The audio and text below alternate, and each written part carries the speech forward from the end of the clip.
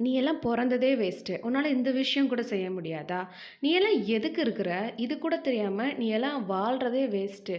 அப்படின்னு சொல்லி சொல்லி உங்க பெத்தவங்க மொதற்கொண்டு, உங்க ஃப்ரெண்ட்ஸு, உங்க சுத்தி இருக்க எல்லாருமே இந்த வார்த்தைய உங்கள்ட்ட கேட்டு கேட்டு, உங்க வாழ்க்கையில நீங்க பட்ட அவமானங்கள், நீங்க பட்டுட்டு இருக்க கஷ்டங்கள வச்சு, ஒரு டைம்ல நம்ம பிறந்ததே தப்பு தானோ!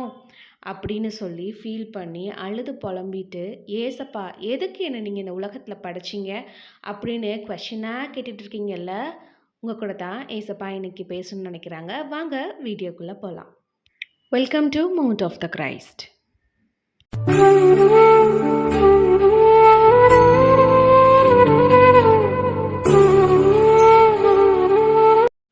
நல்லா கேட்டுக்கோங்க. நீங்க ஒரு பிழை இல்ல. நீங்க ஒரு மிஸ்டேக் இல்லவே இல்ல. சில சமயம் வாழ்க்கையில நம்ப பார்க்குற கஷ்டங்கள், நம்ப பார்க்குற தோல்விகள், நம்மள வந்து ஒண்ணுத்துக்குமே யூஸ் இல்ல அப்படின்ற மாரி ஃபீல் பண்ண வைக்கும். ஃபார் எக்ஸாம்பிள் நீங்க ரொம்ப கஷ்டப்பட்டு படிச்சு ஒரு எக்ஸாம் எழுத போயி, தொடர்ந்து தோல்வி பார்க்குறதா இருக்கட்டும். நீங்க நல்ல கேப்பபிளான பெர்சனா இருந்து, அந்த துறையில நல்ல சிறந்த ஒரு அறிவு உங்களுக்கு இருந்தாலும் கூட, நீங்க எதிர்பார்க்குற ஜாப் உங்களுக்கு கிடைக்காம இருக்கும். நம்மள விட கம்மியான ஒரு குவாலிஃபிகேஷன்றது அவங்க ஒரு பெரிய ஜாப்ல இருக்கிறப்ப, "நம்பலாம் பொறந்ததே வேஸ்ட்டு தானாட்ருக்கு" அப்படின்னு நம்பளே வந்து நம்மளவே கன்வின்ஸ் பண்ணிருவோம். பிகாஸ் நம்ம வந்து ஒரு ஃபெயிலியரா இருக்கிறப்ப, நம்ம பேரண்ட்ஸ்லாம் என்ன பண்ணுவாங்கன்னா, உண்மையிலேயே நம்ம அவன வந்து தேவையில்லாம பெத்துட்டோமோ! இவன் வந்து திருந்தவே மாட்டானோ! அப்படின்னு சொல்லி ஒரு முடிவுக்கு வந்துருவாங்க. ஆனா, நான் சொல்றேன், உங்கள படைச்சது ஒரு பிழை இல்ல, அப்படின்னு ஒருத்தரு சொல்றாரு. அவரு யார் அப்படின்னா, வேற யாரும் இல்ல, இந்த பிரபஞ்சத்த படைத்த இயேசு கிறிஸ்து ஒருவர் மாத்திரமே. அவரு என்ன சொல்றாருன்னா, "நான் வந்து உன்ன ஒரு அழகான படைப்பா படைச்சேன். உனக்கான ஒரு சித்தம் இருக்கு. நீ வந்து என்னோட ராஜ்யத்துக்கு தேவைப்படுற. உன் வாழ்க்கையில ஒரு பர்ப்பஸ் இருக்குது. நான் அதுக்காக தான் படைச்சேன்னு" உங்கள பார்த்து அவரு சொல்றாரு.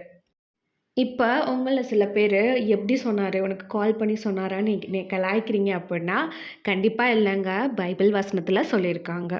சங்கீதம் 139வது அதிகாரம் 13வது வசனத்துலேருந்து 14வது வசனம் வாசிச்சு பார்க்கலாமா? "நீர் உள்ளந்திரியங்களை கைக்கொண்டிருக்கிறீர். என் தாயின் கர்ப்பத்தில் என்னை காப்பாற்றினீர். நான் பிரமிக்கத்தக்க அதிசயமாய் உண்டாக்கப்பட்டபடியால் உம்மை துதிப்பேன். உமது கிரியைகள் அதிசயமானவைகள். அது என் ஆத்துமாவுக்கு நன்றாய் தெரியும்." ஓகே. இதில உங்களுக்கு என்ன புரியுது அப்படின்றத எனக்கு கமெண்ட்ஸில சொல்லுங்க. நம்ம அடுத்த வசனத்த வாசிச்சுட்டு, அதுக்கப்புறம் இத நம்ம வந்து பேசலாம். எரேமியா 1வது அதிகாரம் 5வது வசனம்.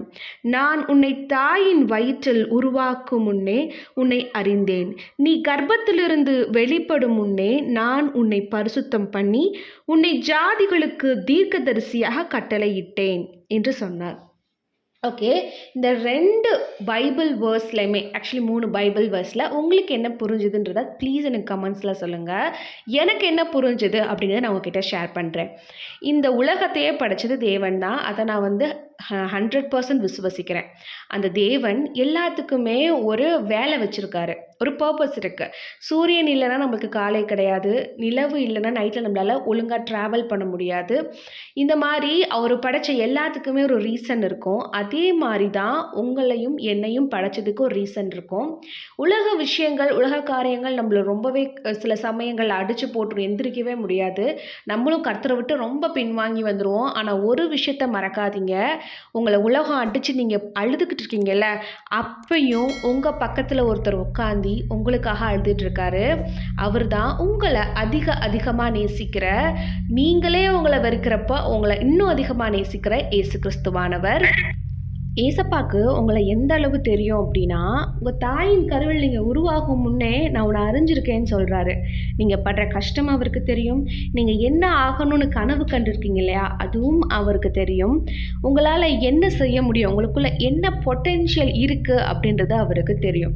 ஸோ உங்கள அவர் எப்படி பயன்படுத்தணும்னு நெனச்சிருக்காருன்னு அவருக்கு மட்டும் தான் தெரியும். நீங்க அதுக்காக கொஞ்ச நாள் காத்திருந்து விசுவாசத்தோட ஜெபம் பண்ணணும். இந்த உலகத்தையே படைச்ச இந்த தேவனுக்கு உங்கள நல்லாவே தெரியும். அவர் வந்து எந்த அளவு உங்களுக்கு தெரியும் தெரியுமா? நீங்க பண்ற தவறுகள், உங்களுக்கு இருக்கிற பயங்கள், நீங்க பண்ற அ சில விஷயங்கள் அ எதுவுமே கர்த்தர வந்து ஆச்சரியமே படுத்துறதில்ல. பிகாஸ் அவருக்கு தெரியும் நீங்க என்ன பண்ணுவீங்க அப்படின்னு. அவருக்கு நீங்க எவ்வளோ ஸ்பெஷல் தெரியுமா? அவரு பிரபஞ்சத்த படைச்ச அந்த தேவன் உங்களுக்காக வேலை செய்வாரு. உங்களுக்குள்ள வேலை செய்வாரு. உங்கள் மூலமா கூட ஒரு கிரிகை செய்ய அவர் வந்து ரெடியா இருக்காரு. அவரு அந்த அளவு உங்கள வேல்யூ பண்றாரு. அது எந்த மாரி வேல்யூனா, யாராலயுமே அசைக்க முடியாத அவ்ளோ பெரிய மதிப்பு இருக்கு. உலகத்துல பாவியா இருக்க மனுஷன், "நீ எல்லாம் ஒரு ஆளா? உன்னலாம் மதிக்கணுமான்னு" அவன் பேசுனா, அவன் உங்க மதிப்ப தீர்மானிக்கிறது ஒரு ஆளே இல்லங்க. இந்த உலகத்த படைச்ச தேவனாகிய இயேசு கிறிஸ்து உங்களோட மதிப்ப தீர்மானிச்சு, உங்கள ரொம்ப உயரமா வச்சிருக்கிறாரு. ஸோ நீங்க சோர்ந்து போகாம விசுவாசத்தோட ஜெபம் பண்ணுங்க. நீங்க ஒரு விபத்து இல்ல. நீங்க கர்த்தரோட ஒரு மாஸ்டர் பீஸ். அவர் உங்கள அதிகமா நேசிக்கிறாரு. நீங்க அவரோட ராஜ்யத்துக்கு தேவைப்படுறீங்க.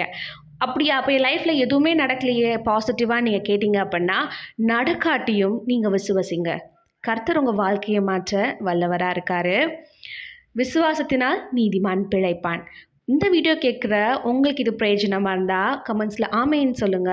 உங்க ஃப்ரெண்ட்ஸோ, இல்ல உங்க பசங்களோ இந்த மாரி நான் தேவையில்ல, என்னால ஒண்ணுமே முடியாதுன்னு சொல்லிட்டு இருந்தாங்கன்னா, இந்த வீடியோ அனுப்பி ஏசப்பா இத உன்கிட்ட பேசுறாருன்னு சொல்லி அவங்களுக்கு அனுப்பி விடுங்க. கர்த்தர் உங்களை ஆசீர்வதிப்பார். God bless you.